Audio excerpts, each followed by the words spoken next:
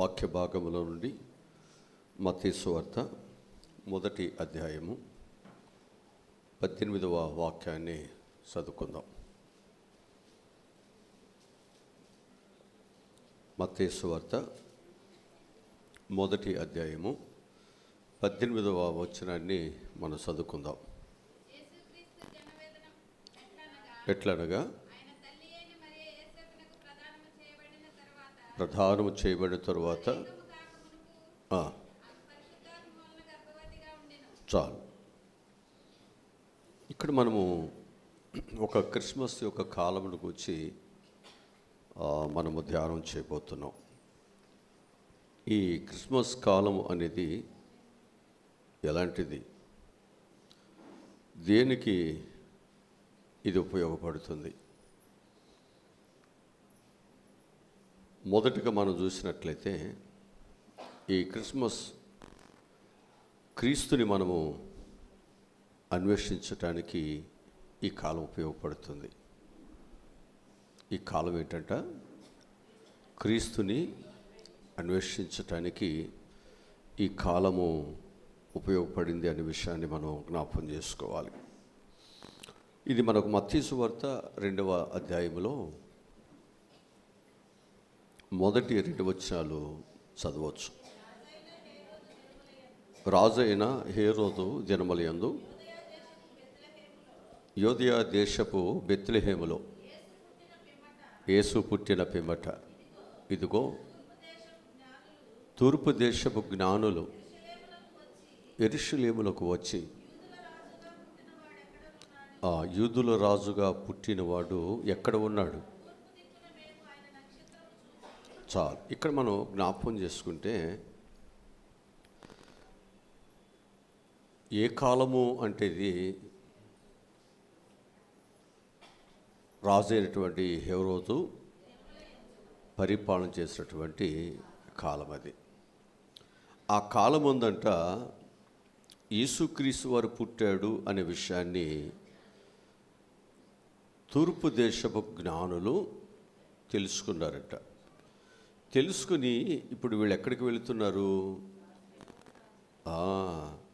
యోదయ బెత్లెహేములో ఉన్నటువంటి యేసయ్యను చూడాలి. ఇప్పుడు వీళ్ళ యొక్క అన్వేషణ ఏంటంటే, వీళ్ళ యొక్క వెతుకులాట ఏంటంటే ప్రభువుని చూడాలి అనేటువంటి ఆలోచనతో వారు ప్రయాణము చేస్తున్నట్లుగా మనకి ఇక్కడ కనిపిస్తూ ఉంటుంది. ఇక్కడ మనం జ్ఞాపకం చేసుకుంటే పాత నిబంధనలో కూడా ఈ ఇశ్రాయేలీయులందరూ ఒక రాజ్యముగా కట్టబడి, ఆ రాజ్యముగా కట్టబడిన తర్వాత శత్రువులు ఏం చేస్తున్నారు అంటే వీరి యొక్క రాజ్యరికాన్ని, లేకపోతే వీరికి ఉన్నటువంటి ఆస్తులను, లేకపోతే వీరికి ఉన్నటువంటి వాటిని దోసుకుపోతున్నారు. వీరి జీవితాల్లో వీళ్ళు ఏమనుకుంటున్నారు అంటే, మమ్ములను ఒక రాజ్యముగా కట్టడానికి దేవుడు మమ్మలను పిలిచాడు కదా, ఇప్పుడు దేవుడు మాకు ఒక రాజుగా మాకున్నట్లయితే, లేకపోతే మాకు ఒక రాజుని దేవుడు మాకు ఇచ్చినట్లయితే మాకు ఈ కష్టాలు, మాకు ఈ బాధలు ఉండవు కదా అని వారు ఆలోచన చేసినప్పుడు, వారికి రాజుని ఇచ్చినప్పటికీ కూడా రాజు వారిని రక్షించలేకపోతున్నాడు. కొద్ది కాలమే వారికి రక్షణ అనేది ఇవ్వగలుగుతున్నాడు. ఆ తరువాత వారికి జీవితాల్లో రాజు ఉన్నప్పటికీ కూడా వారి యొక్క జీవితాలలో ఏమి లేకపోతుందంటే, వారికి శాంతి సమాధానం అనేది లేకుండా పోతుంది. ఇప్పుడు వారు ఆ శాంతి సమాధానమును సంపాదించుకోవటానికి వారు ఏం చేస్తున్నారు అంటే, దేవుని దగ్గరికి వెళ్ళి వారు ప్రార్థనలు చేస్తున్నప్పుడు దేవుడు వారి యొక్క ప్రవక్తలతో దేవుడు మాట్లాడుతున్నాడు. కన్యక గర్భవతి అయి కుమారుని కంటుంది, ఆయనకి ఇమ్మానుయేల్ అని పేరు పెడతారు. అలాగనే చీకటిలోనూ మరణఛాయలలో ఉన్నటువంటి వారికి, వేదన నొందుతున్న వారికి గొప్ప వెలుగు కలుగుతుంది, గొప్ప రక్షణ వారికి కలుగుతుంది అనే విషయాలను జ్ఞాపకం చేసుకున్నారు. మళ్ళా యెషయా మొద్దు నుండి ఒక చిగురు అనేది మరలా వస్తుంది. ఈ విషయాలన్నీ కూడా వారు చదువుతూ వారు ఏం చేస్తున్నారు అంటే శాశ్వతమైన రాజ్యమును వారు కోరుకుంటున్నారు కాబట్టి ఆ శాశ్వతమైన రాజ్యము ఒక దేవుడు ద్వారానే మాకు కలుగుతుంది అని వారు ఏం చేస్తున్నారంటే వారు ఎదురు చూస్తూ ఉన్నారట. ఆ ఎదురు చూపుల్లోనే కన్యకైనటువంటి మరియకు ఆ కృప వరించింది, ఆ కృప దొరికింది. ఈరోజు మీకు జ్ఞాపకం చేస్తున్నాను, ఆ కృప అనేటువంటిది నువ్వు చదివినటువంటి దానిని నువ్వేం చేయాలన్నమాట, దానిని బట్టి నువ్వు నడుస్తున్నప్పుడు, దానిని బట్టి నువ్వు సిద్ధముగున్నప్పుడే ఆ కృప నీ మీదకు వస్తుంది. లేక నువ్వు చదివినది విన్నది అలా పక్కన పెట్టేసి నీవు ఇష్టానుసారంగా నీవు ప్రవర్తిస్తున్నప్పుడు ఆ కృప అనేటువంటిది నీకు దొరకదు, అది నిన్ను ఆవరించలేదు. ఆ కృప దొరికింది కాబట్టే ఆమె స్త్రీలందరిలో ధన్యురాలైంది. ధన్యత అనేటువంటి దానిని దేవుని వాక్యమును చదువువారును వినువారును దానిని గైకొనువారు ధన్యులవుతారు. ఆ ధన్యత అనేటువంటిది కావాలనుకుంటున్నావు, కానీ ఆ ధన్యతని ఇచ్చేటువంటి వాక్యాన్ని మనం ఏం చేయట్లేదు అంటే చదవట్లేదు, వింటున్నావు కానీ దానిని అనుసరించట్లేదు. అందుకే మనం ఒక ధన్యతను పోగొట్టుకుంటున్నాం. దేవుని యొక్క శాశ్వతమైనటువంటి ఆయన యొక్క దీవులను మనం పోగొట్టుకుని అశాశ్వతమైనటువంటి వాటిలో మనం ఏమైపోతున్నాం, మునిగి తేలిపోతున్నాం. అది అవసరం లేదు. మనకి శాశ్వతమైన దేవుని కృపను సంపాదించుకోవటానికి మనం వెతకగలిగితే తప్పకుండా ఆయన ఏమన్నాడు, వెతుకు వారికి దొరుకుతాను, తట్టు వారికి తీస్తాను అన్నాడా. కనుక ఈరోజు నువ్వు వెతకగలిగితే జ్ఞానులకు దొరికిన దేవుడు మనకు కూడా దొరుకుతాడా? గొర్రెల కాపరకు దొరికిన దేవుడు మనకు కూడా దొరుకుతాడా? ఖచ్చితంగా దొరుకుతాడు. సత్యము కొరకు బ్రతకాలనుకున్నప్పుడు సత్యము నిన్ను ఏం చేస్తుంది? నేను నడిపిస్తుంది. హల్లెలూయా. అందుకే ప్రతి ఒక్కరూ సత్యసాక్షులుగా మనందరం కూడా ఉండటానికి దేవుడు మనల్ని పిలుచుకున్నాడు. అసత్యములో నుండి దేవుడు మనలను తీసుకొచ్చాడు. ఇప్పుడు ఈ సత్యమును మనం ఏం చేయాలి అంటే సత్యములోనికి మనము ప్రవేశించాలి. నీవు శీలమండలి లోతుకి వెళ్తావా, మోకాళ్ళ లోతుకి వెళ్తావా, నడుము లోతుకి వెళ్తావా, భుజము లోతుకి వెళ్తావా, ఇంకా నీవు ఊహించలేనటువంటి ఉన్నతమైన కృపలోనికి లోతైన జీవితంలోకి వెళ్తావు. అది నీ ఇష్టం. నువ్వెంత లోతుకు వెళితే అంత గొప్ప కృప, నువ్వెంత లోతుకు వెళితే అంత దేవుని యొక్క ఉన్నతమైన ఆశీర్వాదాలు మన మీదకి వస్తాయి. అందుకే ప్రతి ఒక్కరూ కూడా ఏం చేయాలంటే లోతైనటువంటి అనుభూతిని మనందరము కూడా సంపాదించుకోవాల్సినటువంటి అవసరత మన మీదే ఉంచబడి ఉంది. ఇప్పుడు ఈ జ్ఞానులు ఏ రోజు రాజు కాలములో యేసుక్రీస్తు వారు యోదయ బెత్లెహేములో ఆయన పుట్టాడు అనే విషయాన్ని వీళ్ళు తెలుసుకున్నారు కదా. తెలుసుకున్న తర్వాత ఇప్పుడు వీళ్ళు ఏం చేస్తున్నారంటే కొన్ని మైళ్ళు దూరం వారు ప్రయాణము చేస్తూ చేస్తూ చేస్తూ యేసు ప్రభు వారిని కనుగొనేంత వరకు వారి ప్రయాణం ఆగిందా? పౌలు అంటాడు, నేను గురి యొద్దకే, గురి యొద్దకు ఎవరు పరిగెత్తుతారో, గురి యొద్దకు ఎవరు చేరుతారో వారికి బహుమానములు ఉన్నవి, జీవ కిరీటములు ఉన్నవి, ఉన్నతమైన ఆశీర్వాదాలు ఉన్నాయి. పరుగు పందెములో అందరూ పాలు పంపులు పొందుతారు, కానీ అందరూ బహుమానాలు చాలామంది పరుగు తీయలేరు. విశ్వాస రంగములో అనేక మంది ముందుకి వెళ్ళలేకపోతున్నారు వెతుకులాట్లో. ఈ క్రిస్మస్ వచ్చిందంటే అయ్యగారు వెతకమన్నాడుగా అని ఇక్కడి నుంచి మనం ఏం వెతుకుతామంటే ఏ కొట్లో నాణ్యత కలిగి చీరలు ఉన్నాయి, ఇక్కడి నుంచి ఎవరు బాగా డిజైన్ చేస్తారు, ఎవరు బాగా కుడతారు, ఇవన్నీ వెతకటం. అసలు ప్రభువును పక్కన పెడతాం. మన వెతుకులాటంతా దేని కొరకు? మన కొరకు కదా. పండుగ వచ్చిందంటే మా పిల్లలు వస్తే వాళ్ళకి ఈ స్వీట్ అంటే ఇష్టంగా, ఈ కూర అంటే ఇష్టంగా, లేకపోతే ఈ భోజనం అంటే ఇష్టంగా. ఇక్కడి నుంచి మనం ఏం చేస్తామంటే వాళ్ళకి ఇష్టమైన వాటి వెతుకుతాం. అసలు క్రిస్మస్ అంటే ఎవరు వెతకాలి? ఇది పక్కన పెడతాం. అలిసిపోయి ఆ చీరని ఇడి తిప్పి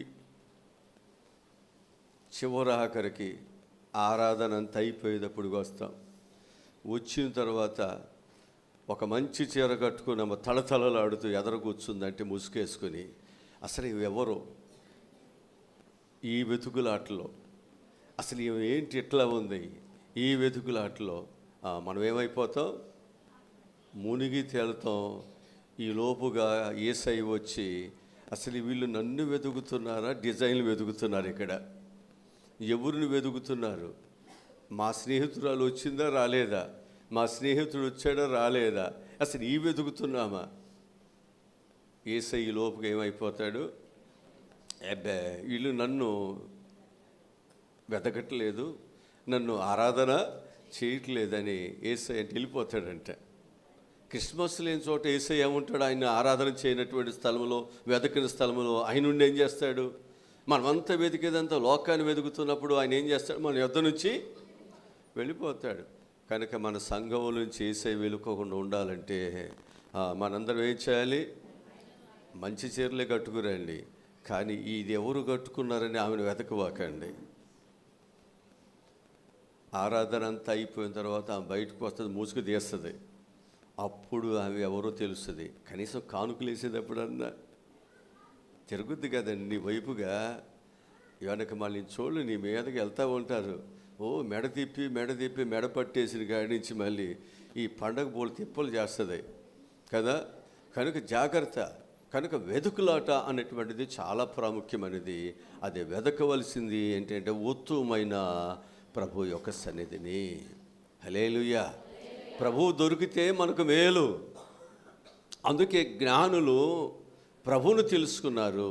ప్రభువును వెతకటానికి వాళ్ళు ఎంత దూరమైనా ఎంత ప్రయాసైనా వారు ప్రయాసపడినట్లుగా ఇక్కడ మనకు బైబిల్ చెబుతూ వస్తుంది. కనుక ఇక్కడ మనము చేయవలసినటువంటి అన్వేషణ ఎవరి కొరకు చేయాలంటే ప్రభు అయినా. ఇప్పుడు మనం చూస్తే జక్కయ్య ప్రభువుని చూడాలనుకున్నాడు. ఆయన వెతుక్కుంటూ ప్రభు వచ్చే మార్గంలోనికి ఆ ప్లేస్కి వచ్చాడు. వచ్చి చూసేసరికి ఏమనిపించింది, అక్కడ జన సముద్రములాగా మనుషులు ఉన్నారు. అనుకుంటారు అందరూ నేను కూడా చూడాలని. కనుక వెళ్ళేసరికి ఆ జన సమూహం అంతా కూడా ఆయన చూడటానికి అనుకూలత లేనటువంటి పరిస్థితిని కలుగు చేశాడు. ఇప్పుడు ఈయన అన్వేషణ మార్చుకుని ఆయన చూడాలనుకున్న మనసు మార్చుకుని వెళ్ళిపోయాడా? వెళ్ళిపోలేదు. ఆయన ఏం చేశాడు అంటే, ఆయన చూడాలనే మనసు ఉంది కాబట్టి, ఆయన చూడటానికి ఆయన నిర్ణయించుకున్నాడు కాబట్టి ఏం చేశాడు, ఆయన ఎక్కగలిగిన చెట్టు, ఆయన ఎక్కగలిగిన ఆ చెట్టుని ఆయన ఎక్కగలిగాడు. పెద్ద పెద్ద చెట్లు ఎక్కితే నేను కూడా ఎక్కుతానంటే అట్ట, ఎవరు ఎక్కగలిగే చెట్టు అంతే.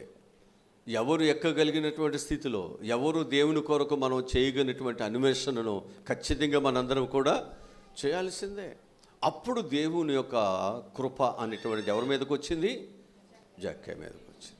కనుక నీవు అన్వేషించినటువంటి దానిని, తెలుసుకోవాలనుకున్న దానిని తెలుసుకోవటానికి నువ్వు సిద్ధపడితే, నేను తెలుసుకోవాలి అనేటువంటి దానిని మనసులో దృఢంగా నువ్వు దానిని బలపరుచుకోగలిగితే ఖచ్చితంగా నీ అన్వేషణను నువ్వు రద్దు చేయవు, మానవు, మార్చుకోవంతే.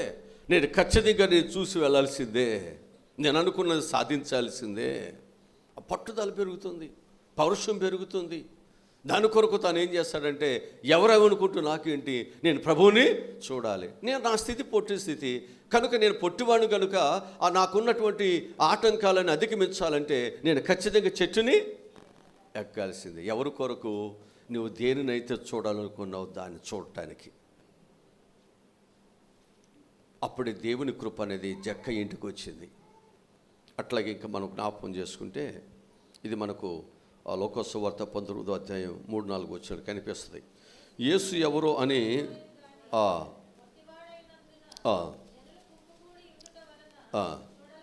చాలు, ఇది మనకు తెలిసిన విషయమే, అందుకే నేను మీకు ఆ రిఫరెన్స్ చెప్పలేదు. ఆ తర్వాత కీర్తన గ్రంథం 119వ కీర్తన 2వ వచనం చదువుదాం. కీర్తన గ్రంథము 119వ కీర్తన 2వ వాక్యం చదువుదాం. అది ఇప్పుడు మనం ధన్యులు అవ్వాలి అనే ఆశ ఉంది దేవుని సన్నిధిలో. కానీ నిన్ను ధన్యులుగా చేసేది ఎవరు అంటే, నువ్వు ప్రభు యొక్క సన్నిధికి పూర్ణ హృదయముతో నువ్వు ఆయనని వెదిగితేనే నీకు ఆ ధన్యత వస్తుంది. ప్రభు సన్నిధిలో మనము పూర్ణ హృదయముతోనూ పూర్ణ ఆత్మతోనూ నీ దేవుడిని యెహోవాను అది అలా సేవించేటువంటి వారు ఏం చేస్తారంటే, నేను నా ఇంటి వారు యెహోవాను సేవిస్తాం. మీరు ఎవరిని సేవించినా, ఎవరిని సేవిస్తున్నా, నడుస్తున్నా, నేను మాత్రం ప్రభువుతోనే ఉంటాను, నేను మాత్రము సంఘంతోనే ఉంటాను, నేను మాత్రము ఈ సంఘములోనే నా కాలము, నా ప్రాణం పోయేంత వరకు అంతే. ఏ పరిస్థితుల్లో కూడా నేను నా దైవ సన్నిధికి నేను దూరము. అదే పరిపూర్ణత, అదే సమర్పణ. వాక్యం నుంచి ఇంకో మాట చూపిస్తాను. సామెతల గ్రంథము 8వ అధ్యాయము 17 వచనం చదువుదాం. సామెతల గ్రంథము 8వ అధ్యాయం 17 వచనం.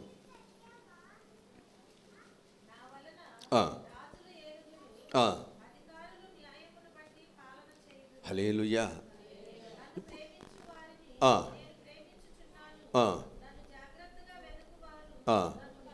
చూసారా? అంటే ఇప్పుడు నువ్వు రాజు అవ్వాలన్నా, ఒక అధికారి అవ్వాలన్నా, గొప్పవారు అవ్వాలన్నా ఎవరిని ప్రేమించాలి, అసలు ఎవరిని వెదకాలి? అది ప్రతి అధికారము, ప్రతి ఆశీర్వాదము, ప్రతి గొప్ప దీవెనలు ఎవరి నుంచి వస్తాయి? దేవుడి నుంచి వస్తాయి. అంటే జ్యోతిర్మయుడగు దేవుడు మనకు ఆశీర్వాదాలు మనకివ్వాలి. ఇప్పుడు ఆయన మనకి ఇవ్వాలంటే మనం ఏం చేయాలి? ఆయన పూర్ణ మనసుతో, ఆయన దొరికితే చాలు, ఆయన నాతో మాట్లాడితే చాలు, ఆయన నీడ నా మీద పడితే చాలు, నా సమస్యలన్నీ మాయమైపోతాయి. అదే విశ్వాసం. ఆ విశ్వాసం కలిగినప్పుడు మనం వెతుకుతాం. ఆ విశ్వాసం కలిగినప్పుడు దాన్ని పట్టుకోవటానికి ఎంత దూరమైనా, ఎంత ఎత్తైనా ఎక్కుతాం. ఎన్ని డబ్బులైనా అంతే ఖర్చు చేస్తాం. వెనుదిరగక విశ్వాస జీవితం అనేది ఉన్న దాన్ని బట్టి బ్రతికేది కాదు, లేకపోయినా ప్రభు కొరకు బ్రతుకుతానంతే. లేకపోయినా నా ప్రభువుకు నేను, నాకు దేవుడిచ్చిన దానిలో నా దేవునికి ఇచ్చి ఆయన నామాన్ని నేను ఘనపరుస్తాను. నేను పేదవాడు కావచ్చు, దరిద్రుడు కావచ్చు, లేకపోతే నాకంటే యోగ్యత కలిగినటువంటి వారు ఉండొచ్చు, లేకపోతే వారిచ్చినంత యోగ్యతగా నేను ఇవ్వలేకపోవచ్చు, కానీ నాకు దేవుడిచ్చిన దానిలో నుంచి పరిపూర్ణముగా నేను దేవునికి ఇస్తాను. ఆ యొక్క సమర్పణే ఆ పేద విధువురాల్ని అక్కడ హెచ్చించడము, ఘనపరచడం జరిగింది. అన్వేషణలో ఘనతలు ఉన్నాయి, అన్వేషణలో ఆశీర్వాదాలు ఉన్నాయి, అన్వేషణలో అధికారాలు ఉన్నాయి, అన్వేషణలో దేవుని కృప మన మీద ధారాళముగా. అబ్బా, అందుకే సత్యాన్ని తెలుసుకోవటంలో వెనుదీయొద్దు. సత్య సాక్షులుగా ఉండటానికి దేవుడు మనల్ని పిలుచుకున్నాడు కనుక ఆ సత్యము కొరకు, ఆ యథార్థత కొరకు బ్రతకటానికి మనం తీర్మానం చేసుకున్నామే. ఆ తీర్మానాన్ని ఎన్నడూ కూడా మనము విడిచిపెట్టొద్దు. దేవుని కొరకు బ్రతుకుదాం. హల్లెలూయా. ఇప్పుడు వెతికేది ఎవరి కొరకు ఇప్పుడు చెప్పాలి? ఇప్పుడు ఈ క్రిస్మస్లో వెతకొద్దు, కొనుక్కోవద్దు అని చెప్పను సుమా. వెతకండి, కొనుక్కోండి, కానీ అదే క్రిస్మస్ అనమాట పెట్టవకండి. అది లేకపోతే క్రిస్మస్ లేదు అన్నట్టు మాత్రం భ్రమలో ఉండవకండి. ఇది యేసయ్యను కనుగొనేటువంటిది. యేసయ్య బహుమానంగా ఇచ్చాడు, ఆయనని బహుమానముగా మన హృదయంలోనికి చేర్చుకునేది. ఆయన లేని క్రిస్మస్లో ఎన్ని జరిపించుకునే నీకు ఆశీర్వాదం కాదు. నువ్వు ఉన్నతమైన స్థితికి వెళ్ళలేవు. ప్రభువును కలిగిన క్రిస్మస్, ఆయన సంపాదించుకున్న క్రిస్మస్, అది ఎన్నటెన్నడకని అది నీకు ఆశీర్వాదాన్నే కలుగ చేస్తుంది. యెషయా గ్రంథం 55వ కీర్తన, యెషయా గ్రంథం 55వ అధ్యాయము 6వ వచనం చదువుదాం. యెహోవా మీకు దొరుకు కాలమందు ఆయన వెదకండి. అది మనం ఏంటంటే ప్రభు దొరికే కాలం ఇది. వెదకాల్సిన బాధ్యత ఎవరిది? ప్రభు కావాలనుకున్న వాళ్ళదే కదా. ప్రభు దొరికితే నాకు మేలు దొరుకుతుంది అనేవాళ్ళు కదా. ప్రభు దొరికితే నాకు స్వస్థతలు వస్తుంది అనేవాళ్ళు కదా. వెదకాల్సింది వెదకాలి, అందరం వెదకాలి. వెదక్కోకుండా ఇక్కడ కూర్చి వాళ్ళని వెతుకుతూ, వీళ్ళని వెతుకుతూ, వాళ్ళని సనుక్కుంటూ, వీళ్ళని సనుక్కుంటూ, ఇది చూసావా వెనక మాలు వచ్చి తొక్కుంటూ వెళ్ళింది, దీని కళ్ళు కనపట్లేదు అనుకుంటా. ఇవన్నీ మనకు అవసరం లేదండి. అందుకే మీకు ఆ కోపం రాకుండా, మీ దృష్టి మరొకరి మీద వెళ్లకుండా ఉండటానికే ముందు వచ్చిన వాళ్ళంతా ముందుకు జరిగి చక్కగా కూర్చోండి. ఆ వెనకమాలు వచ్చాడు, అక్కడిని వెనకమాలు కూర్చోవాలి, నేను దాటి రాకూడదు. అందుకు శాంతంగా ఉండండి అని చెప్పేది. కనుక మేము ఎంత చెప్పినా జరగలేదు అనుకోండి, అక్కడ ప్లేస్ కనపడితే అపవాది తొక్కుకుంటూ వస్తాడని మెడ మీద కాలేసి, తొక్కిన తర్వాత మెడబట్టేసిందే అంటే సుఖం లేదు. ప్లేసు నువ్వు ఎందుకు ఇచ్చే అసలు అక్కడ అపవాదికి? అర్థమవుతుందా? అపవాదికి ప్లేస్ ఇవ్వబట్టి అక్కడ ఉంది కాబట్టి తొక్కుకుంటూ వస్తున్నాడు. నువ్వు ఉండా తొక్కుకుంటూ వస్తాడు, జాగ్రత్త. తొక్కిన తర్వాత కావులో చెయ్యి ఎరగవచ్చు. హల్లెలూయా. చూసావు, నేను జరగమనుకోండి ఎట జరుగుతున్నారు. అసలు జరగమ్మంటే జరగరు, తొక్కుకుంటూ వస్తారంటే భయం వేసింది. కనుక అపవాది అనేటువంటి వాడు చాలా యుక్తి కలిగి ఉంటాడు. అందుకే వాడు యుక్తులను చిత్తు చేయాలంటే మనం కూడా గుంట నక్కెళ్ళి జాగ్రత్తగా ఉండాలి. అబ్బాయి, నువ్వు ఒకటి తింటే నేను 2 తింటున్నాను, నేనేం తక్కువ కాదు. హల్లెలూయా. కనుక ఇప్పుడు మనం వెతకాల్సింది ప్రభు దొరుకు కాలములోనే వెతుకుదాం. ప్రభు వెళ్ళిపోయిన తర్వాత వెతికితే సంత వీధులలో అవమానం జరుగుద్ది, ఆ రోడ్డు వీధులలో అవమానం జరుగుద్ది. ప్రభు కావాలని నువ్వు వెతికితే ప్రభువు నీకు దొరకడు. ఆయన దొరుకు కాలం ఉందే ప్రభువుని పండుకుందాం, కనుగొందాం. హల్లెలూయా. రెండవదిగా మనం చూసినట్లయితే ఈ కాలం ఏంటంటే క్రీస్తుని ఆరాధించే కాలం. కొంతమంది అనొచ్చు, అంటే ఇక మిగతా రోజులు అవసరం లేదా, ఈ క్రిస్మస్ నెల రోజులు చేస్తే సరిపోద్దా? కాదండి, ఆ కాలమును గురించి చెబుతున్నాం. ఆ కాలములో సమయంలో ఆ ప్రజలు ఎలా ఉన్నారో, అబ్రాహాము ఎలా ఉన్నాడో, దావీదు ఎలా ఉన్నాడో, ఆ రోజులో ఉన్నటువంటి మరియ ఎలా ఉందో, ఆ రోజు ఉన్నటువంటి మార్త ఎలా ఉందో, లాజరు ఎలా ఉన్నాడో మనం అయ్యాక చెప్పుకునేది. ఆ కాలాన్ని మన పరిస్థితులు చూసుకుని ఇప్పుడు ఈ కాలానికి అన్వయించుకొని ఇప్పుడు నేను కూడా ఈ క్రీస్తుని వెతికేటువంటి ఆ యొక్క మార్గములో నేను ఉన్నాను. కనుక ప్రభువు దొరికినప్పుడు నేను ఇప్పుడు ఏం చేయాలి? ఆరాధన. దొరికేడికి అయిపోయింది కదా, ఇంకేంట్లా వెళ్ళిపోవాలా కదా. ఇక్కడికి మనం వాక్యంలో చదువుదాం.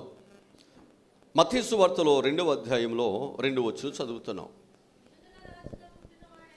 యూదుల రాజుగా పుట్టినవాడు ఎక్కడ ఉన్నాడు? చూసి వచ్చితమని చెప్పారు. ఇప్పుడు ఆయన ఎందుకు వచ్చారు ఇక్కడికి? ఆయన యొక్క అన్వేషణ ఏంటి? ప్రభువును చూడాలి. ఆయన ఇప్పుడు ఏం చేయాలి? మేము ఆరాధన చేయాలి. హల్లెలూయా. ఆరాధన చాలా ప్రాముఖ్యమైనది. అందుకంటాడు, నన్ను ఆరాధించువారు ఆత్మతోనూ సత్యముతో ఆరాధన చేయాలి. చదువుదాం ఇప్పుడు వాక్యముల నుంచి. యోహాను సువార్త 4వ అధ్యాయము 20వ వాక్యం చదువుదాం. యోహాను సువార్త 4వ అధ్యాయము 20వ వచనం చదువుదాం.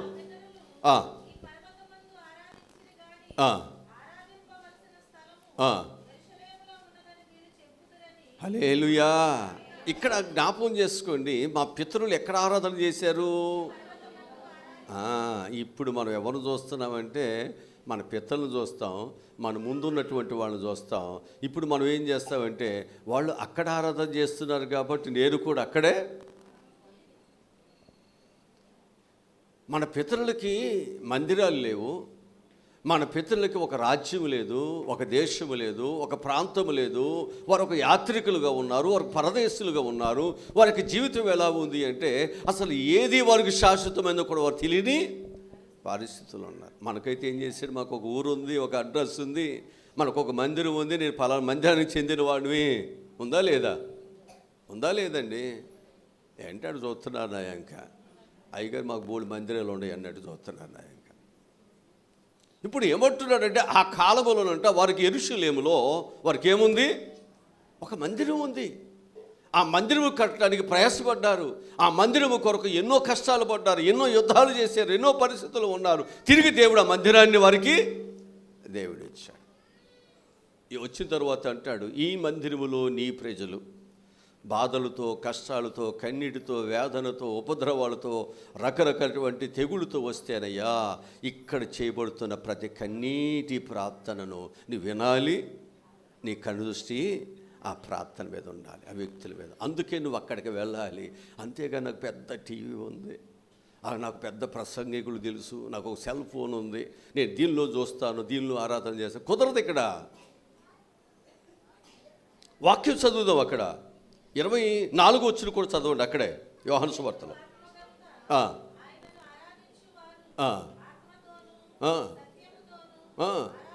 అది మనం ఆరాధించవలసినటువంటి దేవుడిని ఆత్మతోనూ సత్యముతో మనం ఆరాధన చేయాలి. ఎక్కడ చేయాలి అంటే కొండల మీద కాదు, గుట్టల్లో కాదు, పొలాల్లో కాదు, ఎక్కడెక్కడో కాదు. ఎక్కడ చేయాలి? ఎక్కడ చేయాలి? యెరూషలేములో కట్టబడినటువంటి మందిరములో చేయాలన్నాడు. ఇప్పుడు మనందరం ఆదివారం అందరం యెరూషలేము వెళ్దామా? ఒక ఫ్లైట్ కొనుక్కొని అంటే అటు చూస్తారు, ఎక్కడి నుంచి పోనీ, లేకపోతే మనం విజయవాడ వెళ్దామా, హైదరాబాద్ వెళ్దామా, గుంటూరు పోదామా, యలమల కుదురు వెళ్దామా, అటు చూస్తున్నారు నా యాంక. కనుక ఇప్పుడు దేవుడు చెప్పేది ఏంటంటే అక్కడ కాదు నాయన పోయేది. దేవుడు నీకు ఒక అడ్రస్, నీకు ఒక ఇల్లు ఇచ్చాడు, నీకు ఒక మందిరం ఇచ్చాడు. ఇప్పుడు అక్కడికి వచ్చి మనం ఏం చేయాలి? ఆత్మతో సత్యముతో ఇక్కడ ఆరాధన చేయాలి. అందరూ చక్కగా దేవుని యొక్క మందిరాన్ని మంచిగా ప్రేమించండి, దైవజనులు మంచిగా ప్రేమించండి. కనీసం నా మాట వినండి.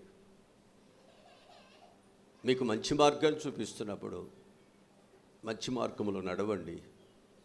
ఇక్కడ ఎప్పుడైతే ఆరాధన పెడతాం రండి, చక్కగా దేవునితో చక్కని సన్నిహితమైన సంబంధాలు కలిగి ఉండండి. యెరూషలేమా నిన్ను ప్రేమించువారు వర్ధిల్లుతారు. ఎక్కడ పడితే అక్కడ ఆరాధన మనం చేయకూడదు. ఎక్కడికి రావాలి? దేవుని మందిరంలోకి రండి. దేవుని మందిరమే కదా అని చెప్పేసి ఎక్కడ పడితే అక్కడ వెళ్తే ఎట్లా? ఎవరి కుటుంబం, ఎవరి భార్య, ఎవరి పిల్లలు వాళ్ళకే ఉన్నారు, అంతేనా?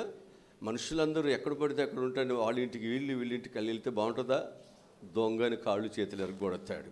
అదే మన ఇంటికి వెళ్ళామనుకోండి, దొంగ అంటాడా? అర్ధరాత్రి పూట వెళ్ళినా, ఎప్పుడు వెళ్ళినా మా అమ్మ నాన్న వచ్చారు, నా ఇంటికి నేను వచ్చే ధైర్యంగా ఉంటాడు. అదే రాత్రి పూట ఇంకొక ఇంటికి వెళ్ళేవి అనుకోండి, కాళ్ళు చేతులన్నీ అంటారా లేదా? అది ఇక్కడ చెప్పే మాట. నీకు ఒక అడ్రస్ ఉంది కాబట్టి నువ్వు ఖచ్చితంగా నువ్వు ఎక్కడికి రావాలి?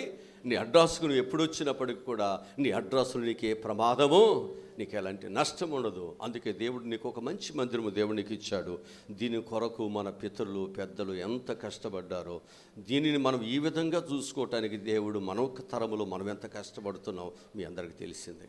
కనుక దీనిని మనం ఏం చేయాలి అంటే ప్రేమించుదాం.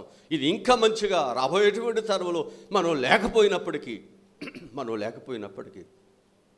మనం చేసిన పనులు, ఈ మందిరం ఎప్పుడు అనేకులకు ఆశీర్వాదకరంగానే ఇది మిగిలిపోద్దండి. మనం శాశ్వతం కాదు, మందిరం శాశ్వతం, ఈ స్థలము శాశ్వతం. ఇది మన పిల్లలకి ఇది ఆశీర్వాదకరముగా ఇది ఉండాలి. మూడవదిగా మనం చూసినట్లయితే క్రిస్మస్ అంటే అర్పణ.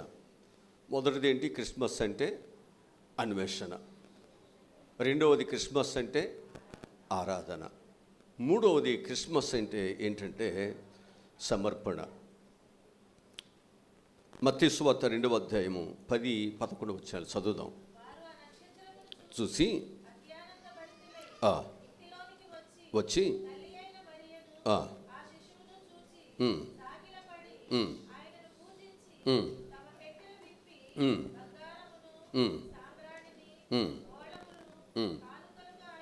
ఇక్కడ మనం జ్ఞాపకం చేసుకుంటే అన్వేషణలో ప్రభు దొరుకుతాడు. ప్రభువు దొరికినప్పుడు ఆరాధనలో మన యొక్క జీవితము ఆత్మతో సత్యముతో నడిపించబడుతుంది. ఈ ఆత్మతో సత్యముతో నడిపించబడుతున్నటువంటి వారిలో త్యాగములు, సమర్పణలు, ప్రేమ ఉన్నతంగా ఉంటుంది. అందుకే దేవుని యొక్క ఆత్మచేత ఎందరూ నడిపించబడతారో వారందరూ కూడా దేవుని యొక్క పిల్లలుగా వారు నడుచుకుంటారంట. ఆయన మార్గములు అని చెప్పిందల్లా చేస్తారంతే. అంటే ఆత్మతో నడిపించబడినప్పుడే సమర్పణ అనేటువంటిది మనలో వస్తుంది. వాళ్ళప్పుడు ఆరాధన చేశారు, సాగిలి పడిపోయారు. అంటే ఇక జీవించువాడును నేను కాదయ్యా, ఇక నీ కొరకు నేను బ్రతుకుతాను, నా కొరకు కాదు నేను బ్రతికేది. అందుకే ప్రభు చెప్తున్న మాట, నన్ను ఆరాధించువాడు ఆత్మతో సత్యముతో ఆరాధన చేయమన్నాడు. అంటే అతడు ఎవరిని చూస్తున్నాడు అంటే దేవుని చూస్తున్నాడు. ఇక అతని యొక్క జీవితంలో తన యొక్క పోషణ కొరకు, తన క్షేమం కొరకు, తన అవసరత కొరకు కాదు, కానీ నేను క్రీస్తు కొరకు నేనేం చేయాలంటే నాకు కలిగిన దాన్ని నా ప్రభువుకి నేను అర్పించాలి. సమర్పణ వచ్చింది. ఆ సమర్పణలో ఏం చేశారన్నమాట, ప్రభుకి పెట్లన్నీ పేశారు. అన్నిటిని ప్రభుకి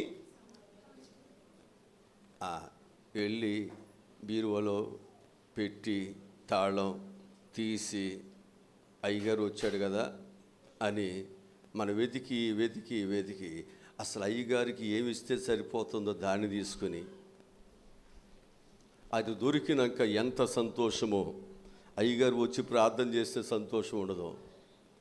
మనం ఏదైతే ఇవ్వాలనుకున్నాం అది దొరికేంతవరకు, అది దొరకలేదనుకోండి, అక్కడ 500 కాగితం ఉందనుకోండి, అయ్యగారు రండి రండి మీ బ్యాగులో ఏమో చిల్లర ఉందా, ఇది తీసుకుని ఒక 500 ఇవ్వండి, 10 ఉన్నా పర్వాలేదండి. కనుక మన వెతుకులాట, మన సమర్పణ, మన ఆరాధన ఎలా ఉంటుంది అంటే కంటికి ఇంపుగా ఉండాలి, చెవుకి ఇంపుగా ఉండాలి, కానీ హృదయం మాత్రము దేవునికి ఇంపుగా ఉండలేదు. అందుకే చాలామంది యొక్క దృష్టిలో కంటికి ఇంపుకైన ఆరాధన, చెవుకి వినటానికి ఇంపైన ఆరాధన చేస్తున్నారు, కానీ హృదయములో మాత్రం ఆరాధన ఎవరికి కనపడదు. కాబట్టి ఏది నిశ్చయించుకున్నా ఏది చేసినా పర్వాలేదులే, ఎవడు తెలుస్తుంది ఇది. చాలామంది యొక్క ఆరాధనను పరిపూర్ణతలకు వెళ్ళకపోవటం కారణం ఏమిటంటే ఇదే, వారి ప్రార్థన పరిపూర్ణతలకు వెళ్ళకపోవటం. అందుకు ప్రజలందరూ కనిపిస్తే చేసే ప్రార్థన వేరుగా ఉంటుంది, ప్రజలందరి ముందు చేసేటువంటి భక్తి వేరుగా ఉంటుంది. వాళ్ళ ముందు మోకాళ్ళు ఉంచుతారు, వాళ్ళ ముందు భక్తి చేస్తారు, వాళ్ళ ముందు ఏదో ప్రజలు మెప్పించడానికి కాదు, ఇది ప్రభువును గణపరచడానికి. ప్రజలు ఉన్నా లేకపోయినా మన క్యారెక్టర్ ఇప్పుడు ఒకలాగానే ఉండాల్సిందే. మనుషులు ఉన్నా లేకపోయినా, మనకు తెలిసిన వాళ్ళు ఉన్నా లేకపోయినా, మనం ఎక్కడున్నా మన క్యారెక్టర్ బాగుండాలి. అదే ప్రభు కోరేటువంటిది. వాక్యంలో నుంచి ఒక మాట చూపిస్తాను మీకు. ఎఫెసీయులకు రాసిన పత్రిక 5వ అధ్యాయం 2వ వచనం చదువుదాం. మన జీవితాల్లో ప్రభు దగ్గరికి వెళ్ళిన తర్వాత, ప్రభువుని ఆరాధన చేస్తున్న తర్వాత, ప్రభు మనకు దొరికిన తర్వాత, మన హృదయాలు ప్రభువుకు సమర్పణ చేసిన తర్వాత, మనకు ఏదైతే విలువగా ఉంటుందో దాన్ని ప్రస్తుతం దేవునికి ఇవ్వటానికి మన ప్రాణముతో సహా మనం ఏం చేయకూడదు, వెనుదీయటానికి అంతే. అలాంటి ప్రేమించే ఆరాధికులుగా ఉండాలట. చదవండి. క్రీస్తు మిమ్మలను ప్రేమించి ఉండుటకు అర్పణగాను. ప్రేమలోనే కదా ఇవన్నీ వచ్చింది. ఏమండి, అలాగే మనం కూడా ఉండాలిగా. ఆయన ప్రేమించాడు కాబట్టి ఆయన బలిగాను అర్పణగాను తను తాను మనకి అర్పించాడు. అలాగే మీరు కూడా ఉండాలన్నాడా? దేవుని ప్రేమించేవారు కూడా ఉండాలన్నాడా? దేవుని ఆరాధించేవాళ్ళు కూడా ఉండాలన్నాడా? మనం అయ్యగారండి ఈ పేజీని, ఈ వాక్యాన్ని తిప్పేయండి. ఏమైనా గుడ్డోడు బాగుపడతాం, కుంటోడు బాగుపడతాం, ఏమైనా గర్భఫలాలు ఇవ్వటం, ఏమైనా ఉద్యోగాలు ఇవ్వటం, ఇల్లు లేనోడికి ఇల్లు ఇవ్వటం ఏమైనా ఉంటే ఆ వాక్యాలు తీసి చదవండి అయ్యగారండి. అంటే మనం ఏంటంటే ఎవరికి వాళ్ళు ఎవరికి అనుకూలమైనటువంటి వాటిని వారు ఏర్పాటు అనుకూలమైనది. ప్రభువు అంటున్నాడు, నీకు అనుకూలమైనది కాదు. నీ అన్వేషణలో సత్యం ఉంటే, నీ అన్వేషణలో ఆరాధనలో వాస్తవం ఉంటే సమర్పణ ఉంటుంది. ఆ సమర్పణలో నేను బలహీనుడిగా ఉన్నానా, వ్యాధుగ్రస్తుడిగా ఉన్నానా, పేదవాడుగా ఉన్నానా, దరిద్రుడిగా ఉన్నానా, నేను ఒంటరివాడుగా ఉన్నానా, లేదా నా కుటుంబం అప్పుల్లో ఉందా, ఇది చూడరు. ప్రభువునే ప్రేమించడానికే ఇష్టపడతాం, అంతే. ఇది త్యాగము, ఇది ప్రభువుని ప్రేమించేటువంటి ప్రేమ నన్ను బలవంతం చేస్తుంది. అందుకే నాకు కలిగినదంతా నా దేవునికి నేను సమర్పణ చేస్తున్నా. ఆరాధనలో కదులుతూ ఉంటుంది హృదయము, ఆరాధనలో సమర్పణ వస్తుంటుంది నీ మనసులో. ఆ సమర్పణ అనేక సంవత్సరాల నుంచి చేయలేనటువంటి దాన్ని ఈ రోజునైనా నేను చేసి వెళ్ళిపోతానంతే. ఇక నేను ఆలస్యం చేయనయ్యా, ఇదిగో ఆ పాదమస్తకము నేను నీకు. మన జీవితాలలో మనము ఈ ఆరాధన ద్వారా మనం దేవునికి మనం ఏం చేయాలంటే మనల్ని మనం దేవునికి సమీపస్తులుగా, సమర్పణ చేసుకునేవాడుగా, త్యాగం చేసేవారుగా మనల్ని మనం మర్చిపోవాలి. తిరిగి మనం దేవునిని మనం మనస్ఫూర్తిగా జ్ఞాపకము చేసుకోవాలి. ఆయననే మన గాయాలు మన బాధలన్నీ చూసుకుంటే ప్రభు గాయాలు ఎవడు చూస్తాడు? మన పనులు మనవన్నీ చూసుకుంటే ప్రభు పనులు ఎవడు చూస్తాడు? అవునా కాదండి? కనుక మనందరం కూడా మనం ఏం చేయాల్సింది ఏంటంటే దేవునిని మహిమపరచడానికి, ఆయనని గాయపరచకోకుండా ఆయనని ప్రేమించే పిల్లలకు మన జీవితాలు ముందుకి సాగిపోవాలి. అందుకే మూడవ విషయం ఏంటి అంటే క్రిస్మస్ అంటే సమర్పణ. ఆ సమర్పణ ఉండాలంటే ఆ సమర్పించేటువంటి వ్యక్తికి దేవుని మీద ఏముండాలి? ఆ ప్రేమ ఉండాలి. ప్రేమ అన్నిటినీ సహిస్తుంది, అన్నిటిని భరిస్తుంది, అన్నిటిని తాళుకుంటుంది కదా. ప్రేమ కావాలి. ప్రేమ లేనివాడు ఏం చేస్తాడు? ప్రేమ లేనివాడు మాటలు చెప్తాడు, మామిటాల భోజనం మీటి దగ్గర అంటాడు. ఈ మాటల పెట్ట. కొంతమంది ఏ పెట్టలు ఇల్లు మాటలే. అబ్బా ఏం కోస్తారో కోవిలు కూడా సరిపోదు వీళ్ళ కోతలకి. లేత ఎన్ని కోసేస్తారు. కానీ అంత భక్తి, అంత సమర్పణ వారి జీవితాల్లో ఉండదు. నువ్వు ఓగొచ్చు, దేకొచ్చు, ఆత్మతో పొళ్ళు గట్టిగా నూరవచ్చు, కానీ ఆ భక్తి లేనప్పుడు అది వేస్ట్, పొళ్ళు ఊడిపోతాయి అంతేనండి. దానివల్ల ఉపయోగం కూడా ఏమి? సమర్పణ చాలా ప్రాముఖ్యం. అర్పణ కంటే మాట వినటం, మాట ప్రకారం నడుచుకోవటం, మాట ప్రకారముగా విలువనివ్వటం అది గొప్పది. ఈరోజు నీ జీవితంలో దేవుని యొక్క మాటను నువ్వు విన్నట్లయితే దేవుని మాటకు మనం ఏం చేస్తాం? లోబడతావా లేదా? హల్లెలూయా, హల్లెలూయా. హెబ్రీయులకు రాసినటువంటి పత్రికలో 9వ అధ్యాయము 26వ వాక్యం చదువుదాం.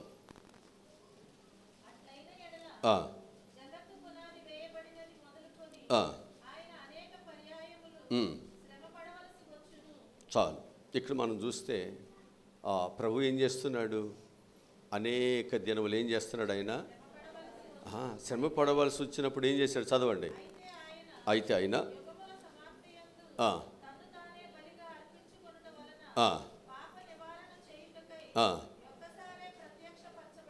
హల్లెలూయా. అంటే మనిషి యొక్క జీవితం బాగుపడాలి అంటే ప్రభు ఏం చేయాలి? ఇప్పుడు ఆయనకు సమర్పణ చేయాలి. ఇప్పుడు సమర్పణ విషయాలు ఏంటి? డబ్బులు కాదు. ఆయన ఇప్పుడు ఇక్కడ ఏం సమర్పణ చేయాలి? తన ప్రాణాన్నే.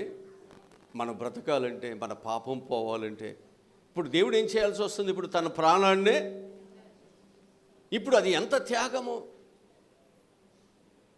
ఒక వ్యక్తి కొరకు ఒక వ్యక్తి త్యాగం చేయాలంటే, ఆ వ్యక్తి తన ప్రాణం పెట్టాలంటే అది ఎంత బంధం ఉండాలి, ఎంత ప్రేమ ఉంటే కానీ ఆ త్యాగం వస్తుంది. అందుకంటున్నాడు దేవుడు లోకముని ఎంతో ప్రేమిస్తున్నాడు, తన అద్వితీయ కుమారుని పుట్టిన వాడిని విశ్వాసం ఉంచేవాడు నశింపక నిత్య జీవం పొందినట్లు దేవుడు తన కుమారుని మనకు అనుగ్రహించాడు. మనందరము కూడా ఆ కుమారుడి ద్వారా నిత్య జీవం పొందాలి, నరకమును తప్పించబడాలి, శిక్ష నుంచి తప్పించబడాలి. ఇప్పుడు తప్పించబడాలంటే ఆ కుమారుడు రావాలి. ఆ కుమారుడు మన కొరకు ఏం చేయాలి? బలి అర్పణగా మన కొరకైనా అర్పించబడాలి. అప్పుడే మనకు రక్షణ, అప్పుడే తప్పించబడటం, అప్పుడే మన పరలోకానికి వెళ్ళటం జరుగుతుంది. ఇదంతా ప్రేమలో వచ్చే త్యాగం కాదు, ప్రేమలో వచ్చే సమర్పణ కాదు. అందుకే అంటాడు, క్రీస్తు నిమిత్తమైన నా ప్రాణము నాకు ఎంత మాత్రం ప్రియమనేది కాదు. ఆయన సువార్త కొరకు, ఆయన ప్రేమించడానికి, ఆయన రాజ్యము కట్టడానికి నేను ఎన్ని త్యాగములకైనా, ఎన్ని అవమానములకైనా, ఎన్ని వస్త్రహీనులకైనా, ఎన్ని కష్టాలకైనా నేనేం చేస్తాను? లోబడను, భరిస్తూ నా దేవుని నేను మహిమపరుస్తాను. దేవుని ప్రేమించేవారు శ్రమలలో గుండా వెళ్ళిన, అగ్నిగుండములోకి వెళ్ళిన దేవుణ్ణి మహిమపరుస్తారు తప్ప మరొకరి వైపు చూడరండి. అదే మన జీవితాల్లో నిజమైనటువంటి ఆరాధన, నిజమైనటువంటి సమర్పణ అనే విషయం జ్ఞాపకం చేస్తున్నాం. చివరిగా 4వది ఒక మాట చెప్తానండి. అక్కడ ఏమంటాడంటే 4వది ఏంటంటే క్రిస్మస్ అంటే ఆటంకములను ఎదుర్కోవటం. క్రిస్మస్ అంటే ఏం చేయాలి? ఆటంకాలంటే ఇది మనకు మత్తయి సువార్త 1వ అధ్యాయము 20వ వచనం దగ్గర నుంచి చదువుదాం. నీవు లేచి శిశువును తల్లిని తోడుకొని ఇశ్రాయేలు దేశమునకు వెళ్ళుము. ఆ శిశువుని ప్రాణము తీయ చూస్తున్నవారు చనిపోయారని లేచి తోడుకొని హల్లెలూయా. ఎక్కడున్నాడు ఇప్పుడు? ఎక్కడికి వెళ్ళమని చెప్పింది దేవుని దూత? అబ్బాయి, నువ్వు ఇక్కడుంటే ప్రాణాలు కోల్పోతావు. వాడు క్రూరుడు, దైవభక్తి లేనివాడు. వాడు అధికారాన్ని, వాడు రాజరికాన్ని కాపాడుకోవటానికి అక్కడ పాస్టర్ అయినా ఉండదు, అక్కడ దైవజనుడైనా ఉండదు, అక్కడ దేవుని బిడ్డ అనేది ఎవడైనా ఉండదు. వాడిని ఏం చేస్తాడు? నిర్దక్షిణంగా చంపేస్తాడు. కనుక ఇప్పుడు నువ్వేం చేయాలి? ఇప్పుడు ఇక్కడి నుంచి లేచి నువ్వు ఎక్కడికి వెళ్ళాలి? నేను చూపించే దేశం ఐగుప్తు దేశానికి నువ్వు వెళ్ళు నాయన. కొన్నిసార్లు నేను రక్షించేవాళ్ళు విశ్వాసులు కాకపోయినా రక్షణ లేని వారు కూడా నేను కాపాడుతారు. వాళ్ళు సత్యం కొరకు నిలబడతారు. విశ్వాసులు సత్యం కొరకు నిలబడకపోవచ్చు, కానీ అసత్యములు జీవిస్తున్న, భయము లేకుండా బ్రతుకుతున్న వారు దేవునికి భయపడి వారు న్యాయం కొరకు వారు చేస్తారు. అందుకని ప్రభువు ఏమంటున్నాడు అంటే, నువ్వు ఇక్కడి నుంచి వెళ్ళిపోను. ఆయన సమస్య వచ్చినప్పుడు ఆ సమస్యను ఎదుర్కోవాలి తప్ప ఎందుకు పుట్టించావు నాయన, నాకేంటి కష్టాలు అంటానికి వీల్లేదు. సమస్యను మనం ఏం చేయాలంటే, మనం దాటుకుంటూ సమస్యకు చెక్కబడకుండా జాగ్రత్తగా వెళుతూ సమస్యను మన పరిష్కారంలోనికి తెచ్చుకోవాలి. అదే క్రిస్మస్. ఆ తరువాత ప్రభు అంటున్నాడు, మీరు లేచి అయ్యా, మిమ్మల్ని ఎవరైతే సంహరించాలనుకున్నాడో వాడు చనిపోయాడు, ఇప్పుడు తిరిగి మరలా మీరు ఎక్కడికి వెళ్ళాలి? ఇదేంటండి ఆ దేశం ఎందుకు? ఇప్పుడు ఆ దేశం నుండి చంపుతానన్నాడు కదా, ఇక్కడ బాగానే ఉంది కదా, నేను ఐగుప్తులో ఉంటానంటే కుదరదు. మళ్ళా కుదరదు. నువ్వు ఎక్కడికి రావాలి? అంతే. ఏదో భోజనం ఉంది కదా, ఇక్కడ ఈత చెట్లు ఉన్నాయి కదా, ఇక్కడ ఏదో త్రాగడానికి నీళ్ళు ఉన్నాయి కదా, ఇక్కడ సరిపెట్టుకుంటాను, మాకు వాగ్దాన దేశం అంటే కుదరదు. నువ్వు ఇది విడిచిపెట్టాలి. వాగ్దాన దేశంలోనికి దేవునికి ఇస్తానది వాగ్దాన దేశం. నువ్వు ప్రయాసపడింది ఇశ్రాయేలు ప్రజల కొరకు, నువ్వు అక్కడ ఉండటానికి కాదు, కేవలం నేను సేవ చేసుకోవటానికే నేను అక్కడికి వెళ్ళమన్నాను. నువ్వు రా తిరిగి. సమస్యలు వచ్చినప్పుడు నువ్వేం చేయాలి? సమస్యలను మనం పరిష్కరించుకుని ముందుకెళ్ళాలి తప్ప సమస్య చూసి మనం పారిపోవటం అనేది కానే కాదు. అందుకన్నాడు, నాలుగవది క్రిస్మస్ అంటే ఆటంకములు మనం ఏం చేయాలి? ఎదుర్కోవాల్సిందే. ఫిలిప్పీ రాసిన పత్రిక 1వ అధ్యాయము 21వ వచనం చదువుదాం.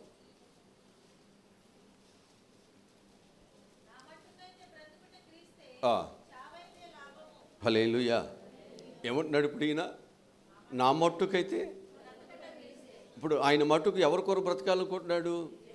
క్రీస్తు కొరకు బ్రతకాలి. ఒకరు చనిపోతే ప్రభు కొరకు, నేను చనిపోతే బ్రతకాల్సింది ప్రభు కొరకే, చనిపోవాల్సింది కొరక ప్రభు కొరకే. అంతే. మన జీవితాల్లో మనం సత్యం కొరకు, దేవుని కొరకు, సత్యం అంటే ప్రభువే కదా, ప్రభు కొరకు బ్రతకాలి. ప్రభు కొరకే మనం ఏమవ్వాలి? చనిపోవాలి. నేను ఒక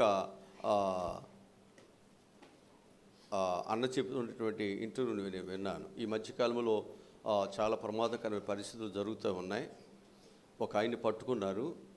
ఆయన్ని ఎన్కౌంటర్ చేయడానికి అడవుల్లోకి వెళుతున్నారు. పై అధికారులు పర్మిషన్ ఇస్తే వాళ్ళ కాలు కోసం చూస్తున్నారు, చంపేయటానికి చూస్తున్నారు. అప్పుడు ఆయన బాధ ఏం పడుతున్నాడంటే, ఆ ఇంటర్వ్యూలో అని చెప్తున్న మాట ఏంటంటే, నేను డ్రస్సులో ఉండి నా ప్రాణం పోతే పర్వాలేదు, కానీ అయ్యో నేను ఇప్పుడు డ్రస్సు లేకోకుండా నేను వచ్చి ఇప్పుడు ఇక్కడ నా ప్రాణము యుద్ధంలో చనిపోతే నాకు నాకు ఏమీ బాధ ఉండేది కాదు. ఇప్పుడు నాకు యుద్ధం లేదు, నేను యుద్ధం విరమించి చేసుకున్నాను, కానీ ఇప్పుడు నేను చనిపోతున్నానే, ఎంత బాధ వేస్తుందని అంటాడు ఆయన. ప్రభు కొరకు బ్రతుకుతున్నప్పుడు చనిపోతే అది వేరు, లోకములో ఉండి చనిపోతే అది వేరండి. ఏం సాక్షి ఉంటుంది? ఏం ఘనత ఉంటుంది? నేను ఆ ఇంటర్వ్యూ విన్నప్పుడు వాస్తవే కదా, నేను ఏదైతే చేపడుతున్నో దాని కొరకు ప్రాణం పోతే పోరాడి ఓడిపోయాడండి, చనిపోయాడండి అనుకుంటాం. అసలు దాన్ని విడిచిపెట్టి వచ్చిన తర్వాత ప్రాణం పోతుందండి, బాధ కదూ. కనుక నువ్వు ప్రభు కొరకు, ఒకవేళ పౌలు కూడా అంటున్నాడు, నా ప్రభు కొరకు బ్రతకుటూ నాకు మంచిదే, ఒకవేళ చనిపోయినా నాకు లాభమే, ఏం పర్వాలేదు. ప్రభు కొరకు చనిపోయినటువంటి పేరు ఉంటుంది. దేవుని రాజ్యం కొరకు నేను నిందలు పడుతున్న పేరుంటుంది, దేవుని కొరకు నేను దెబ్బలు తిన్నట్టు పేరుంటుంది, లేకపోతే దేవుని కొరకు నేను ఇన్ని శ్రమలలో ఇన్ని బాధలు పడ్డాను పేరు మనకి ఉంటుంది. అంతే మనం చేయాల్సింది. క్రిస్మస్ అంటే ఏంటన్నమాట, ఆటంకాల్ని ఎదుర్కోవాలా. క్రైస్తవుడు ఆరాధికుడు సమర్పణ చేసుకునేవాడు ప్రతి సమస్యను ఎదుర్కోవాలి. సమస్య లేకపోతే అతడు నిజమైన క్రైస్తవుడు కానే. సమస్యలు ఉండాల్సిందే. ఎదుట ఎలాంటి వాళ్ళు ఉన్నా ధైర్యంగా నిలబడే శక్తి దేవుడు తన పిల్లలకి ఇస్తాడు. సింహం ఎదుట నిలబెడతాడు, రాజు ఎదుట నిలబెడతాడు, అగ్నిగుణం ఎదుట నిలబెడతాడు, సముద్రాలు ఎదుట నిలబెడుతున్నాడు, కరువులు ఎదుట నిలబెడుతున్నాడు, ఇబ్బందులు కొలుములో కూడా దేవుడు నిలబెడతాడు. అయినా ధైర్యంగా ఉంటామే. నా ప్రాణము నాకు ఎంత మాత్రం ప్రియమైనది కాదు, నేను నమ్మిన సత్యం కొరకు, నేను నమ్మిన దేవుని కొరకు ఎంత దూరమైనా ఎలాంటి పరిస్థితులైనా నేను వెనుదిరగ నిలబడతాను. ఓడిపోతే నా జీవితంలో బ్రతుకుతున్నానన్నా సంపాదించుకున్నానన్నా అది సత్యని జీవితమే. అంతేనా? బ్రతికినా చచ్చిపోయినా విలువగా ఉండాలి. హల్లెలూయా. ఇంకొక మాట చెప్తాను. క్రిస్మస్ అంటే మరీ శ్రమలని చెప్పుకోకూడదు, ఆనందం కూడా చెప్తే బాగుంటుందిగా. ఇప్పుడు మనం క్రిస్మస్ అంటే ఏంటన్నమాట, ఆనందించే కాలం కూడా ఇది. అంతేనండి. మత్తయి సువార్తలో 2వ అధ్యాయం 10వ వచనం చదవండి.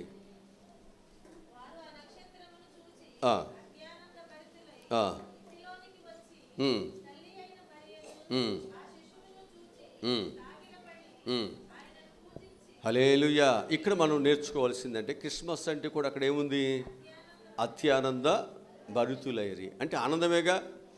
ఆనందమా కాదండి? క్రిస్మస్ రోజున ఎంత ఆనందమో. ఆ పండుగ రోజున ఖర్చు ఎంత అయినా పర్వాలేదు, మంచి చీర కట్టుకుంటాం. ఆ రోజు ఎంత ఇబ్బందులైనా పర్వాలా, ఇంటిని అన్నీ నీట్గా చేసుకుంటాం. ఎంత అయినా పర్వాలేదు, ఆ రోజు మాత్రం మంచి భోజనాలు, ప్రతి ఇంటిలో గుమ్మగుమ్మలాడే వాసనలు వస్తాయా రావా? మా ఇంట్లో ఎందుకు వస్తాయి గారు అన్నట్టుగా. ఇప్పుడు మా ఇంట్లో రావు నిజంగానే. పండగ పూట మాకు ఎక్కడ పండుగ అండి బాబు, అక్కడ ఇక్కడ తిరగా ఎక్కడ ఆలస్యం అయిపోతుందని పడుకుంటూ లేస్తూ రావటం తప్ప, మీకులాగా కొట్టుకున్న బట్టలన్నీ వేసుకుని తిరగట కుదరదు. ఇప్పుడు మా ఆరాధన ఏంటి, వెళ్ళి సంఘానికి వెళ్ళి దేవుని యొక్క క్రిస్మస్ గురించి వాళ్ళకి చెప్పాలి. ఆ పరుగులాటలో ఉంటాం. అంతేనా? మేము స్టార్ట్ చేసి పాటలంతా అయిపోయినాక ఎప్పుడూకప్పుడు వద్దామంటే ఎట కుదురుతుంది మాకు. మొదటి నుంచి ఆఖరి వరకు ఉండాలి. ఎప్పుడోకప్పుడు చాదర వేసుకున్నానుగా నాకు భక్తి ఉందిలే అన్నట్టుగా మనం బిల్డప్ ఇస్తే నాకు కుదరదండి. ఉండే దగ్గర నుంచి ఎత్తేదాకా ఉండాలి, చివరి అక్కడ కడిగి తలుపులు వేసుకునేదాకా ఉండాల్సిందే నాది. అంతే, ప్రారంభము ముగింపు నాతోనే అయిపోతుంది. అందుకే ప్రభు అన్నాడు, అల్పయు ఒమేగయు, ఆదియు అంతము. ప్రభు పిల్లలుగా అంతే. మనం ఏదో ఎప్పటికప్పుడు వచ్చి వెళ్ళిపోదాంలే, వండి పెడితే తిని వెళ్ళిపోదాంలే, ఏదో అన్నీ చేస్తే కుదరదండి అండి. కనుక ఇక్కడ మనం జ్ఞాపకం చేసుకుంటే క్రిస్మస్ అంటే ఆనందించేటువంటిది. ఒకవేళ ఈ సంవత్సరం క్రిస్మస్లో ఎలాంటి దుఃఖము, వేదన, అలజడు, నిందలు ఏమైనా మన జీవితంలోకి ఎదురైనా మన ఆనందాన్ని, సంతోషాన్ని మనం ఏం చేయకూడదు, విడిచిపెట్టొద్దు. అనుకున్నది ఒకటి, జరిగింది ఒకటి. నేను ఇది కొనుక్కుందామని వెళ్ళాను, ఇది దొరికింది, ఇదేమో దానికి దొరికింది అని ఇక్కడికి వచ్చిన తర్వాత అల్లడి చెందొద్దు. నువ్వేమీ భయపడవద్దు. ఈ అలజడి ద్వారా, ఈ యొక్క పెను తుఫాను ద్వారా, ఈ అలల ద్వారా నీ యొక్క జీవితంలో శాంతి సమాధానాన్ని పోగొట్టుకుని బీపీ పెంచుకుంటావు. క్రిస్మస్ రోజున అయ్యగారు హుషారుగా వాక్యం చెబుతున్నా నీకు హుషారు ఉండదు. హృదయంలో వేదన. నేను ఇట్లా తయారవ్వాలనుకున్నాను, ఇది అయిపోయి వచ్చింది, దీనికి దొరికింది, ఆ డిజైన్ నాకు దొరకల, దీనికి బాగా సెట్ అయింది, బాగా కుట్టింది, నాకు సరిగ్గా కుట్ల, ఈ గూళ్ళన్నీ జారిపోయినాయి, ముసుగేసుకోలేక చచ్చిపోతున్నా. అసలు ఇన్ని ₹1000 పెట్టి డిజైన్ వేయించుకున్న దేనికి? అయ్యగారేం వచ్చినాక మూసుకేసుకో అంటాడు. మూసుకేసుకునే బదులు ఇక్కడికి రావటం ఎందుకు డిజైన్ అంతా? అంతే కదా. కనుక ఇక్కడ అలజడులు వస్తాయి, పెరుతుపాలు వస్తాయి, హృదయంలో బాధ ఉంటుంది. కానీ ఇప్పుడు ప్రభు ఏమంటున్నాడంటే ఆనందించటానికి, సంతోషించటానికి దేవుడు మనకి క్రిస్మస్ ఆనందాన్ని ప్రభు మనకి ఇచ్చాడు. హల్లెలూయా. వాక్యములో నుంచి మనం విషయాలను మనం నేర్చుకుంటున్నాం. కనుక ఈ క్రిస్మస్ వేళల్లో అనేకమైన పరిస్థితులు మనకు వచ్చినప్పటికీ కూడా వాటిని అన్నిటిని పక్కనెట్టేసి ప్రభువులో మనం ఏం చేద్దాం? అంతేనా? ఆనందించాలి లేదా? ఆనందించుదాం. కన్నీరు బాధలు పక్కన పెట్టేయండి. నిన్ను రక్షించడానికి ఒక రక్షకుడు పుట్టినరోజు కాబట్టి ఆయన ఖచ్చితంగా నిన్ను రక్షిస్తాడటువంటి ఉద్దేశంతో ప్రభు దగ్గర మనం ఉందాం. ఇక నువ్వు కన్నీళ్లు విడుచుట ఇక నేను చూడను. ఇక నువ్వు కన్నీళ్లు విడవద్దు. నీ కన్నీళ్లు తుడుస్తున్నాను నేను బలపరుస్తున్నాను. నీ హృదయంలో ఉన్నటువంటి వేదనలన్నీ నేను తీసివేస్తున్నాను. ఇక నువ్వు ఎప్పుడు ఆనందంగానే నేను వచ్చాను కదా, వస్తానన్న వాడు వచ్చేసిన తర్వాత ఎందుకు? అమ్మా నాన్న లేనప్పుడు ఏడుస్తాం. అమ్మా నాన్న ఊరి నుంచో పొలం నుంచి వచ్చేసారండి, నీకు ఏడుస్తావా? అమ్మ నేను లేనని ఏడిసావా? ఇక నేను వచ్చేసాను, నీకేం పర్వాలేదు, నీకేం కావాలో అన్నీ వండి పెడతాను, ఇక నువ్వు గుబ్బలాడించుకుంటూ తింటవే. అంతేనండి క్రిస్మస్ అంటే, నీకు గుబ్బలాడించుకు తింటవే. దేవుడు అంత ఆనందాన్ని సంతోషాన్ని ఇస్తున్నాడు నీకు. కనుక నీవు 4-5 రోజుల నుంచి తినకుండా ఉండేవు. తినండి, పండగ రోజు కూడా శుభ్రంగా తినండి. తిని నిద్రపోకుండా దేవుని మందిరానికి రండి.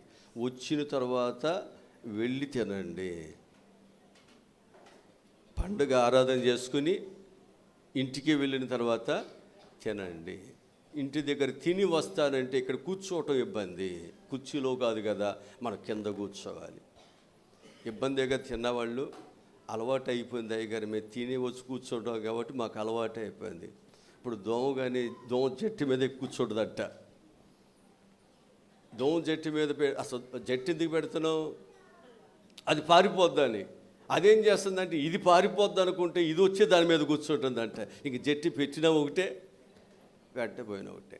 అందుకు వాక్యం మనం చెప్పేది ఏంటంటే, క్రిస్మస్ అంటే శ్రమలు బాధలు ఎదుర్కోవటమే కాదు నాయన, క్రిస్మస్ అంటే దేవుడు మనకు ఆనందాన్ని కూడా దేవుడు ఇస్తాడు. ఇక నువ్వు భయపడవద్దు, నీ హృదయం కలవరము చెందని అవసరం. ఈ దేవుడిని యెహోవా యందు నువ్వు నిరీక్షణ ఉంచు, నమ్మిక ఉంచు, ప్రభు నీకు సహాయమును చేస్తాడు. దేవుడి మాటలు మన ఎన్నికలు దేవుడు దీవించునుగాక. ఆమేన్. తల ఉంచండి, ప్రార్థన చేసుకుందాం. మా ప్రభా రక్షకుడా, ఈరోజు చెప్పినటువంటి వాక్యములన్నిటి బట్టి మీకు వందనాలు. పిల్లలందరూ చక్కగా ప్రభా భక్తి భావాలతో నీ దగ్గరికి వస్తున్నారు. ఈ క్రిస్మస్ దానాలలో నైనా యేసుక్రీస్తు వారు మాకు నైనా గొప్ప కార్యాలు చేయాలని తన కుమారుని లోకాన్ని పంపించినప్పటికీ అపవాది అది జరగకూడదు అని ఎన్ని కంకణాలు కట్టుకున్న సమస్యలు ఎదుర్కొన్నాడు. అనుకున్న దానిని దేవుడు ఈ లోకంలో తన ప్రియకుమారుడు ద్వారా జరిగించాడు. అదే గొప్ప ఆనందము, అదే గొప్ప ఆనందం. మేము కూడా ఈ క్రిస్మస్ దినాల్లో అనుకున్న దానిని మేము అన్నీ కూడా దేవుని కృపను బట్టి సంపాదించుకోవాలి. బిడ్డలు రావాలి, చక్కగా భోజనం ఉండాలి, మంచి వస్త్రం ఉండాలి. అలాగనైనా మేము అనుకున్నట్లుగా దేవుని మందిరములోకినైనా మేమందరూ రావాలి.